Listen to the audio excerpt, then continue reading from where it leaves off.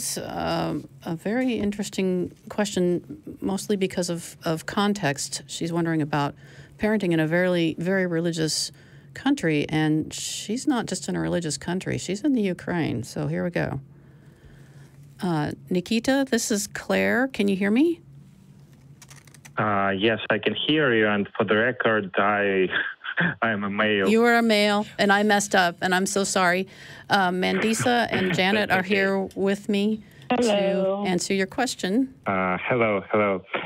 So my question is, how can you raise kids to be non-believers, especially when they are growing in the atmosphere of belief in general, in so belief of some sort? I have a story too, like the previous caller. So my relatives are prominent members of some New Age Protestant or Pentecostal cult. They are raising their kids to be very, very religious. They isolate them in some degree from knowledge of lots of things, like they banned Harry Potter in their home. They can't play games. They can't watch some movies because there is magic in those movies, and magic is wrong somehow. I don't have kids myself, but I don't want them to be raised like that, and I just hate seeing that how they raise their kids. I don't want them to interfere with my kids, like to my family. I don't have kids yet, right? But when I do, I want to protect them from this influence. They can't convince me in their bullshit. I just don't. I'm just not buying it. But for the kid, it's kind of hard to decide on what to believe. And kid is unprotected. He's a blank slate, right? Am I right? Yeah, right. Okay. So very vulnerable. Right. So Janet, you want to? I was, if I can just shamelessly peddle my book, I wrote, when I wrote Breaking Their Will, I dedicated it to children who were denied the right to question. And I think that's some of the pain that you and others feel when they see that children are being raised in such a way that basically many of their child development needs are just being shoved under the carpet, being replaced by religious ideology, which is a form of emotional abuse called exploiting. The only reason I point to the book is because I think it's helped many parents and survivors of religious child maltreatment just understand what's going on, how it's harmful to children. I do spend a little bit of time in giving solutions for how to counter it. But for the most part, it's really just explaining how child abuse and neglect manifest themselves in a religious environment. It's just sort of helped to give folks some meaning behind that so that they can understand a little bit more about what's going on. And it has been helpful, I think, for some people to just then know how to counter it in the particular situation the child is in. Okay. Mandisa? Okay. I think that going back to this one is very difficult because for me, I just think that it can be very, very. I know for my kids, I basically, since I was raised secular, for those who aren't aware, I mean, my mother took me and my brothers to the library. We basically did everything else except go to church. And so for my kids who are dealing with, some religious influences through their classmates and their friends, I find it very interesting that I recently went on a class trip. I chaperoned a class trip with my youngest, Miles, again. And one of his classmates his parents were Muslim because he said he couldn't eat pork. But he did say that he was very interested in like the Darwin theory of evolution. And so he said he was saying that as he was, they watched The Amazing World of Gumball, but he did say that he was interested in that. So to me, the kids tend to get it more than the parents do.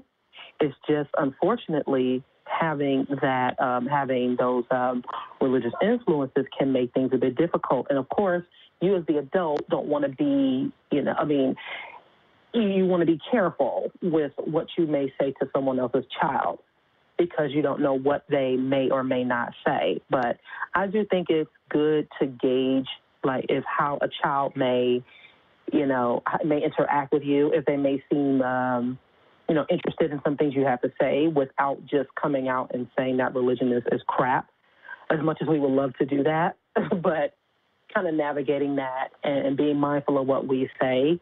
And also, I do advise for my children to know that, their classmates have different beliefs. It's okay. It may be okay to talk about those things, and sometimes it may not. Most of the time, they just want to have fun, and they just want to they just want to talk about some of the things that they're interested in at that age. And hopefully, the parents aren't being ridiculously strict to the point where they are, where they are prohibiting that. And that's just going to be a matter of being able to gauge that. The more if you have children and interacting with other people and their kids, it's really going to be a balancing act there. And for us, we have to be more aware of that. And it can be a bit challenging. It can be a bit tough, but we'll just have to do it. Yeah. This comes from reading Dale McGowan and going to his seminars back when I was learning how to be a mom without religion. Asking questions, pointed questions, or asking them what they think about things. And then if they ask you your opinion, then you can be forthright. There's nothing wrong with saying what you think. But you're talking about when he's talking to children? When he's talking to the children, right.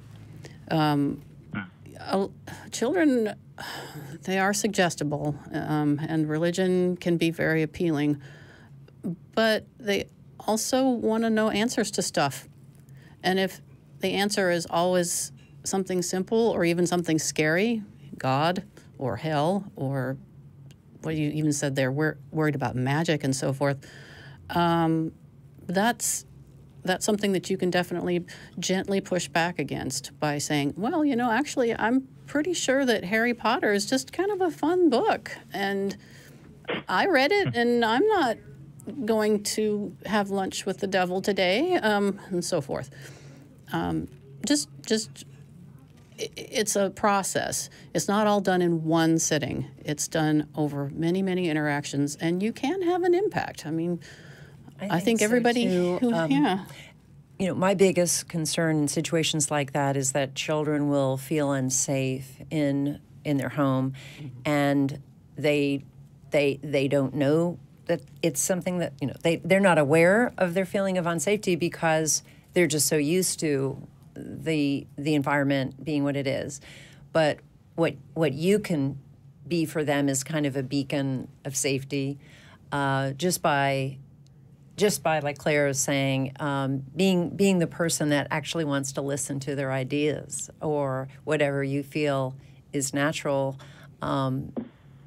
That then you can at least you can't control, unfortunately, unless you see that there is abuse and neglect, and that is another reason I pointed you to breaking their will.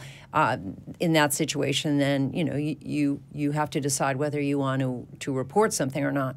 But if it's just more of a situation where you feel like it's just and sort of, unfortunately, sort of an ongoing negative influence, at least you can be the person that those children can look to feel safe. Yeah, you can ask questions of Nikita. He's going to answer the question with real stuff. Flexing their you intellectual muscles. Yeah, right?